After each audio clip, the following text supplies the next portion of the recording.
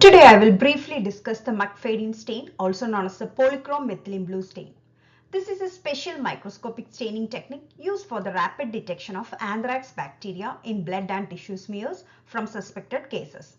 The method is simple, quick and highly useful in preliminary laboratory diagnosis because it clearly demonstrates the characteristic bacterial capsule, which is an important feature of anthrax infection. In the following slides, we will look at the principle, procedure and the typical microscopic appearance seen with this stain.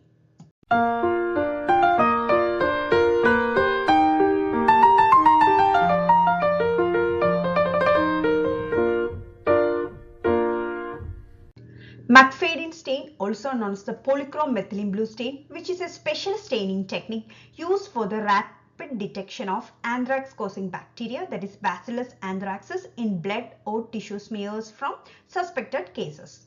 The principle of this method is based on polychrome methylene blue, a stain that develops when methylene blue undergo oxidation after prolonged exposure to air. This oxidation produces compound that enhance the visualization of the bacterial capsule.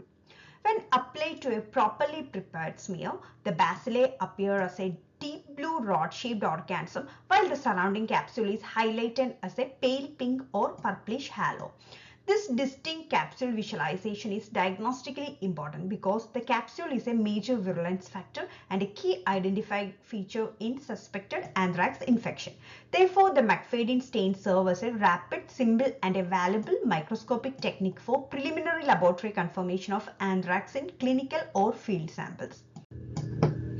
In this slide, we look at the procedure and characteristic microscopic appearance observed with the McFadyean stain. First, a thin smear of blood or exudate from a suspected case is carefully prepared on a clean glass slide.